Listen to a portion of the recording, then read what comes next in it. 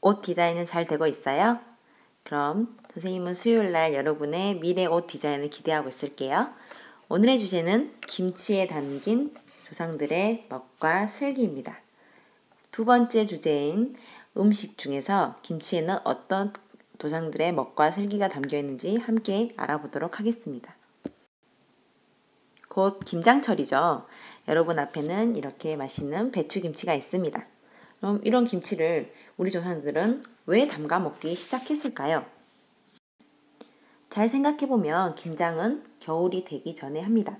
옛날에는 냉장고가 없었기 때문에 김치나 채소 같은 것을 보관할 수가 없었겠죠. 그래서 조상들은 겨울에도 채소를 먹기 위해서 김장을 했다고 해요. 채소는 고기에도 영양소가 있지만 채소에도 꼭 영양소가 있잖아요. 그래서 이러한 채소를 통해 균형 잡힌 식사를 하려고 했다고 합니다. 그래서 지금도 그러한 습관이 남아 있어서 현재 여러분 부모님들도 겨울이 되면 김장을 하게 되죠. 자, 그러면 이러한 김치는 어떠한 종류가 있을까요? 아마 여러분 집에도 수십 가지의 종류가 있을 거예요. 배추김치부터 시작해서 무로 담근 열무김치 여러 가지가 있을 텐데 선생님이 한번 사진을 준비해 봤어요. 여기 있는 사진처럼 엄청나게 많은 종류의 김치가 있다고 합니다. 열무김치, 오이소박이, 백김치, 파김치, 동치미 엄청 많죠. 이거 말고도 여러 가지가 있다고 해요. 여러분은 이 중에서 뭘 제일 좋아하나요? 선생님은 파김치를 제일 좋아한답니다. 아마 사람마다 좋아하는 맛이 다를 것 같아요. 그럼 이러한 김치는 어떤 맛들이 있을까요? 선생님이 맨 처음에 생각나는 것은 김치를 하게 되면 고추나 고춧가루를 사용하기 때문에 이러한 매운맛이 생각이 나네요. 그 다음에 김치를 만들 때 선생님이 배추김치를 만들 때 보면 배추를 소금에 절였던 것 같아요. 그래서 소금에 절였기 때문에 짭짤한 맛이 느껴지고요. 그 다음에는 선생님은 파김치가 폭삭 익은 걸 좋아해요. 이때 익었을 때의 느껴지는 새콤한 맛, 이러한 맛들을 김치에서 느낄 수가 있답니다. 물론 김치의 종류에 따라 또 다른 맛도 느낄 수가 있어요. 그럼 이런 김치를 만들려면 어떤 재료가 필요할까요? 여러분 어머니께서 김장할 때 하는 재료를 보면 알겠지만 여러 가지 재료가 들어간답니다. 선생님이 재료도 사진으로 준비했습니다. 재료는 기본적으로 이렇게 들어갑니다. 고추부터 시작해서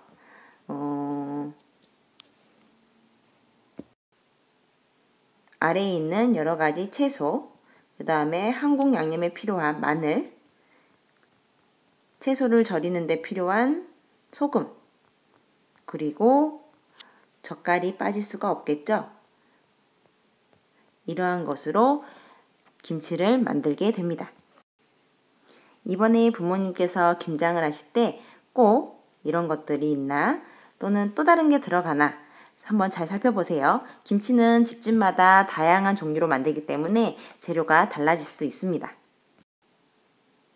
그럼 좀 전에 살펴본 것처럼 김치에는 여러 가지 종류가 있었는데요. 이러한 김치의 이름은 어떻게 짓게 되는 것일까요? 배추김치, 무김치, 파김치. 어떤 게 다르죠? 만들어지는 재료가 다르죠. 이렇게 사용하는 채소와 물김치, 백김치, 동치미 같이 어떠한 방법으로 만드냐에 따라서 김치의 이름이 만들어지게 됩니다. 이건 보니까 우리가 국어 시간에 배웠던 낱말의 짜임과 비슷하네요. 예를 들면 백김치는 백 더하기 김치겠죠. 그래서 백은 하얗다는 뜻으로 하얀 김치를 뜻하는 것 같아요. 자, 그러면 이제 두 번째로 과연 이러한 김치는 어떤 점들이 몸에 좋은지 그리고 어떤 장점을 가지고 있는지 장점에 대해서 먼저 생각을 해보도록 하겠습니다. 김치의 장점은 먼저 가장 좋은 점은 우리 몸에 이로운 성분이 많다고 합니다. 유산균이라든지 또는 가장 크게는 섬유질이라고 하는 게 많다고 해요. 그래서 섬유질이 많아서 여러분 몸에 좋다고 합니다.